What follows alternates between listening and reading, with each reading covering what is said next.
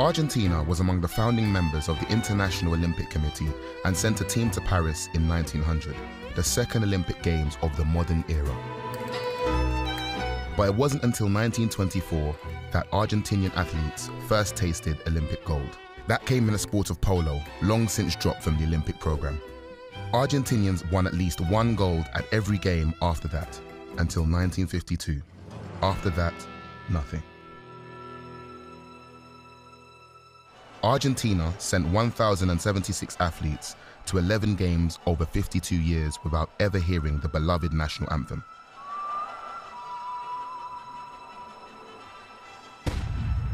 Other much smaller nations triumphed over the course of that half-century, but not Argentina.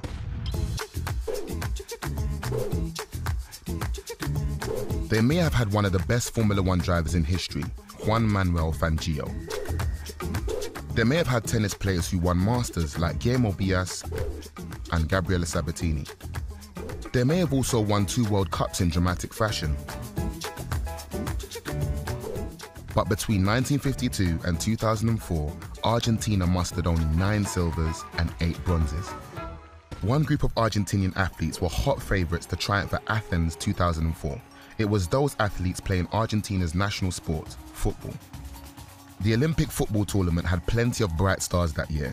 Andrea Pirlo, Asamoah Gyan, Tim Cahill and Daniela De Rossi were mixing up with a young kid who was already making waves at Manchester United. An exciting young man named Cristiano Ronaldo. But Argentina also had a host of names who either were or would become global superstars. Roberto Ayala, Javier Mascherano, Gabriel Heinze, and Carlos Tevez, to name a few. And this group of young men soon showed the world why they were the favourites.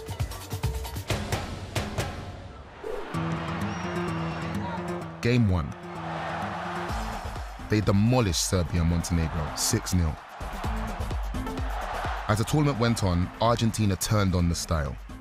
Argentina scored so many goals on their way to the final that it was almost as if they were being judged on artistic merit. Gonzalez with some artistic flourish that we've come to expect, that will score highly with the judges. And there it is, Carlos Tevez, so graceful once again, showing why he's so popular. Saviola now, with just his finish left, and then a dismount. And he's done it beautifully. Oh, simply magnificent. It's all well and good playing beautiful football and scoring a load of goals. But Argentina had another hero on the pitch back then. Urban Lux. Urban Lux. Urban Lux. Urban Lux.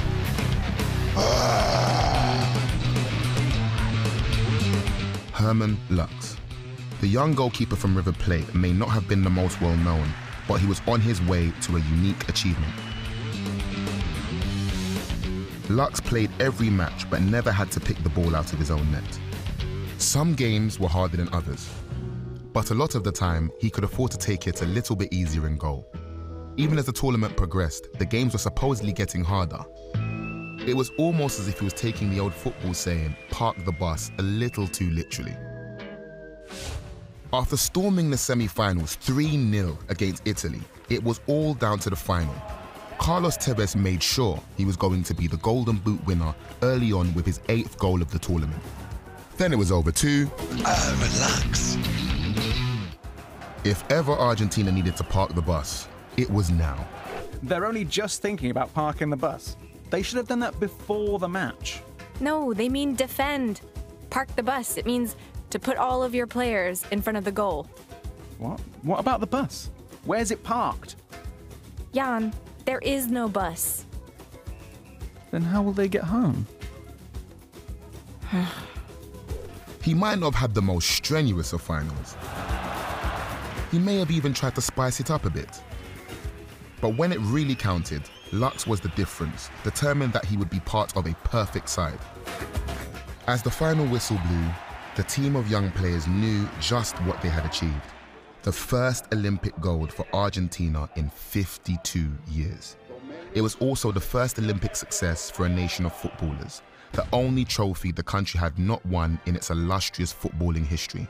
Played 6, won 6, 17 goals scored, none conceded. A perfect tournament by anyone's standard. Go on, play that tune. It's been a while.